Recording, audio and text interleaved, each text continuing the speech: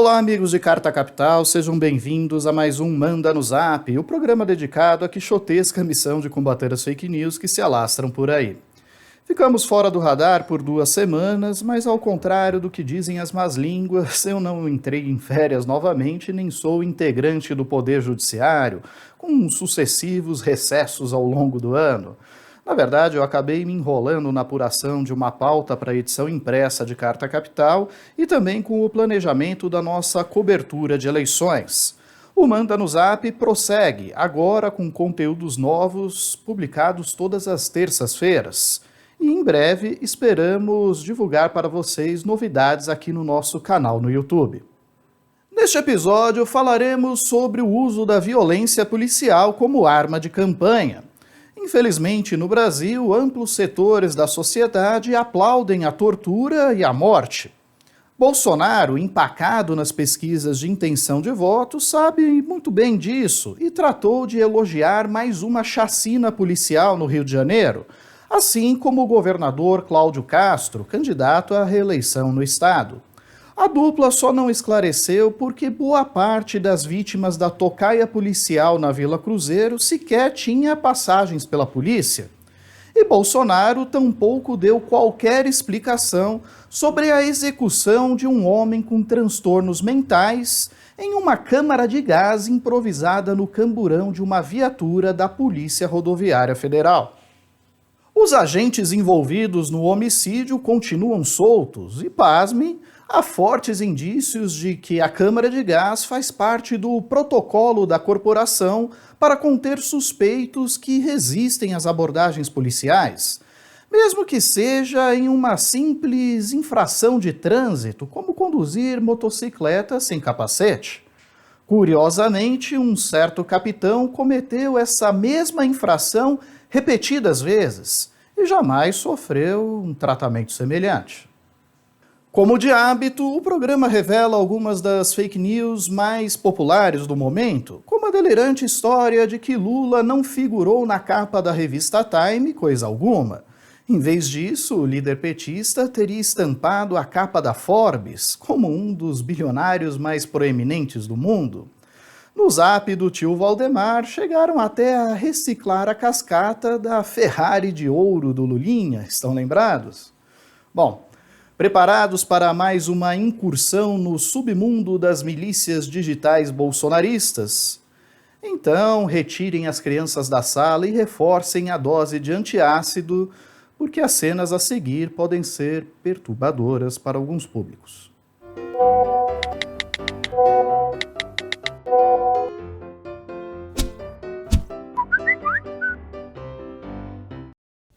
No último país das Américas a abolir formalmente a escravidão e que jamais acertou as contas com o seu passado ditatorial, a barbárie policial continua sendo celebrada por amplos setores da sociedade e rende votos aos oportunistas de plantão.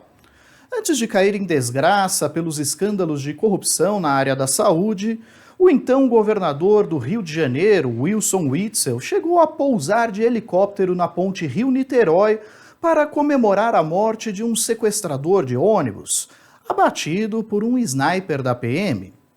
Eleito no embalo da onda bolsonarista, ele falava abertamente que a sua política de segurança consistia em dar carta branca para a polícia mirar na cabecinha dos bandidos e atirar.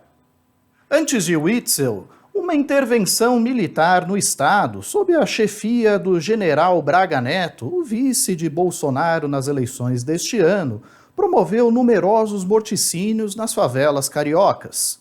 À vontade para acionar o gatilho sempre que julgasse necessário, uma unidade do Exército chegou a fuzilar com mais de 80 tiros o carro de uma família negra em Marechal Deodoro, após o veículo ser confundido com o de supostos bandidos. Sucessor de Witzel, o atual governador Cláudio Castro, do PL de Bolsonaro, ignorou o veto do Supremo Tribunal Federal às violentas operações policiais em morros cariocas durante a pandemia. E, em apenas 2 anos, conseguiu o feito de protagonizar as 2 maiores chacinas policiais da história do Rio. A incursão na favela do Jacarezinho, na zona norte da capital, resultou na morte de 28 moradores, dos quais 13 sequer eram investigados pela polícia. Agora, em maio, uma operação na Vila Cruzeiro, também na zona norte, resultou na morte de 23 suspeitos. 11 deles não tinham histórico de processos criminais, e moradores ainda relatam que algumas das vítimas foram mortas a facadas. Há muitos anos, o Rio de Janeiro lidera o ranking de assassinatos em intervenções policiais.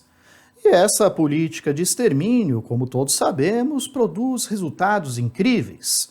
O estado é um dos lugares mais seguros do mundo para se viver. Sobretudo se você morar em um burgo fortificado em Ipanema ou no Leblon. Se tiver o azar de ser negro e viver em uma comunidade pobre na periferia, bem, a sua qualidade de vida e sensação de segurança devem se assemelhar às da Somália. Como de hábito, Bolsonaro celebrou a nova chacina policial, parabenizou os guerreiros do BOPE e da Polícia Militar do Rio de Janeiro que neutralizaram pelo menos 20 marginais ligados ao narcotráfico em confronto. O ex-ministro do Meio Ambiente, Ricardo Salles, foi além. Disse que o Ibope faz crescer a quantidade de eleitores do Barba, como ele costuma se referir ao ex-presidente Lula, enquanto o BOPE, o Batalhão de Elite da Polícia Militar do Rio, faz esse número diminuir. Nenhuma palavra de lamento pelas vítimas da tragédia sem qualquer histórico de violência, como Ricardo José Cruz, que trabalhava como vendedor ambulante durante o dia e estendia a jornada à noite, fazendo serviço de mototáxi, ou ainda o adolescente João Carlos Ferreira, de 16 anos, que foi abatido com 5 tiros. Bolsonaro também se esquivou dos questionamentos sobre a morte de Genivaldo de Jesus Santos, asfixiado até a morte em uma câmara de gás improvisada no camburão de uma viatura da Polícia Rodoviária Federal em Umbaúba, litoral de Sergipe. O homem de 38 anos foi abordado por conduzir uma motocicleta sem capacete, uma infração corriqueira, até mesmo entre aqueles que deveriam dar o exemplo. Apesar dos insistentes apelos de conhecidos, que alertaram os policiais que o homem tinha transtornos mentais e fazia uso de medicamentos controlados, os agentes da PRF decidiram conduzi-lo à força ao camburão, onde atearam gás lacrimogênio para acalmá-lo. Se você prefere não ver a cena de violência, fique à vontade para avançar o vídeo. Reproduzimos aqui apenas para mostrar a dimensão da nossa barbárie cotidiana. Vai matar o cara aí dentro do carro. Vai matar mesmo. Meu Deus do céu, cara. Em vez de prender os agentes em flagrante, a Polícia Civil limitou-se a instaurar um inquérito para apurar as circunstâncias da morte. A PRF, por sua vez, só afastou os policiais envolvidos no homicídio após a intensa repercussão negativa do caso. E o pior, há fortes indícios de que a câmara de gás improvisada faz parte do protocolo da corporação, como sugere o vídeo deste instrutor, que se gaba de já ter usado o método, e somente depois diz tratar-se de uma brincadeira. O que o polícia faz? Abre um pouquinho, deixa a coisa que tá gravando, pega o spray de pimenta e taca. É bom, vai. A pessoa fica mansinha. Aí daqui a pouco eu só escutei assim, eu vou morrer. Aí eu fiquei com pena, cara. Eu abri assim, tortura, e fechei de novo. Enfim, sacanagem, fiz isso não. E quer saber a resposta de Bolsonaro para esta infâmia? Pois é. Lamentavelmente, a necropolítica rende votos, e não é somente Bolsonaro quem a explora. Como justificar, por exemplo, a enésima incursão militarizada na Cracolândia, em São Paulo?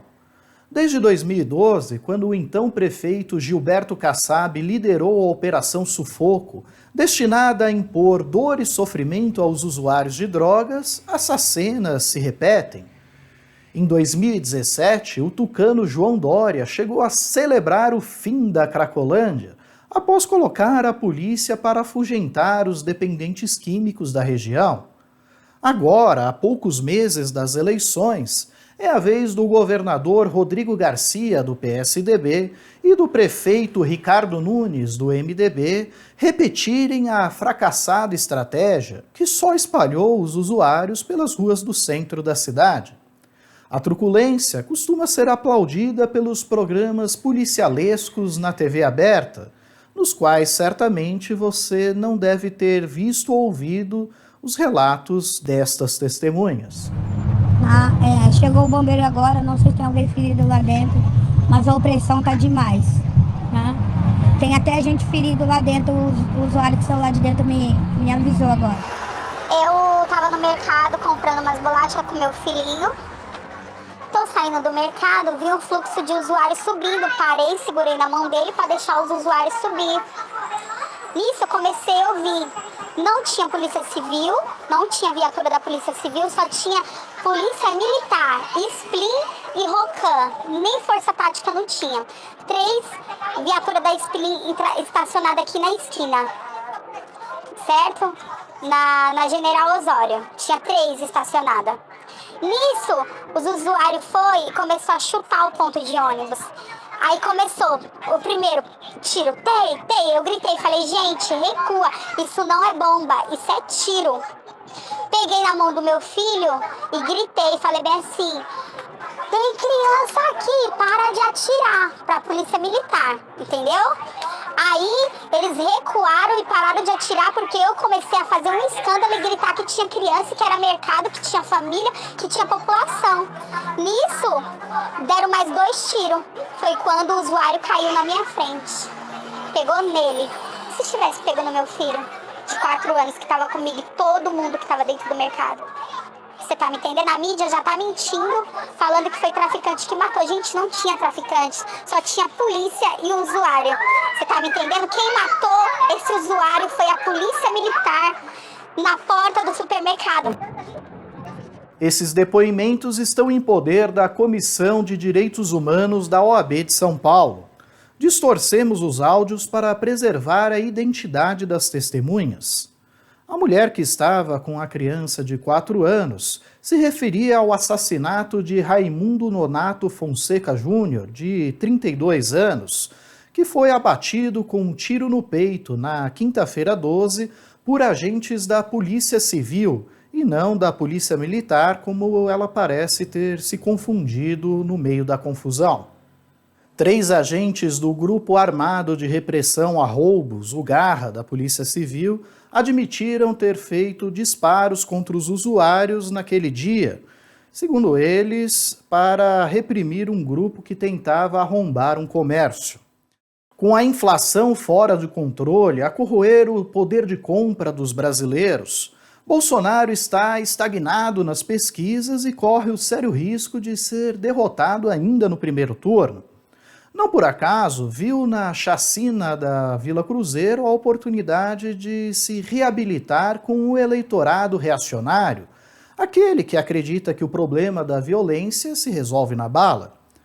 Hoje em dia, tem até igreja fazendo rifa de espingarda calibre 12. Sim, é verdade, estamos muito orgulhosos disso. Explico por quê. Porque nossa igreja está se mudando para um novo local e nós comunicamos aos amigos para que eles pudessem nos ajudar com algum tipo de oferta ou alguma coisa que eles tivessem para que nós pudéssemos vender. Foi então onde um amigo querido, que ele é CAC também, ele é colecionador de armas, ele sugeriu a possibilidade dele doar uma escopeta calibre 12 para nós estarmos sorteando. E obviamente que nós aceitamos essa oferta e nós então estamos fazendo uma rifa para essa arma. É a velha política do olho por olho, dente por dente, até todos nós ficarmos cegos, banguelas ou tombarmos pelo caminho. Sem ter nada concreto a apresentar em termos de melhorias propiciadas pelo governo, as milícias digitais bolsonaristas apelam para a mentira. Agora a turma anda espalhando por aí que Lula não figurou na capa da revista Time coisa alguma. Em vez disso, o líder petista teria estampado a capa da Forbes como um proeminente bilionário. Bem, a cascata já foi desmentida por várias agências de checagem, a exemplo da Lupa e da Checamos AFP, da agência France Press. Em todo caso, eu deixarei aqui embaixo na descrição do vídeo os links para vocês acessarem os próprios sites das publicações, da revista Time e da Forbes. Aí vocês verificam quem tem razão nessa história. E no programa anterior, justamente sobre Lula na capa da Time e sobre a quartelada de Bolsonaro, nós recebemos quase 300 comentários. Selecionamos alguns deles para o quadro Best Hater Forever, especialmente dedicado aos fãs que adoram nos odiar.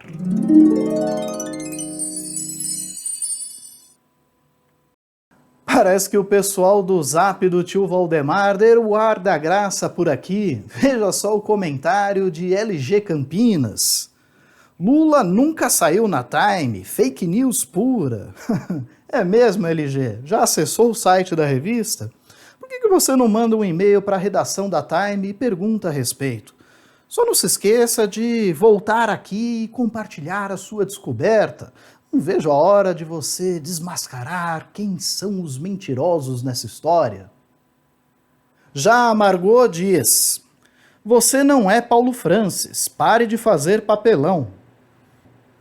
Obrigado, minha cara, por informar que Rodrigo Martins não é Paulo Francis. E aproveito aqui para esclarecer, a Margot não é Brigitte Bardot.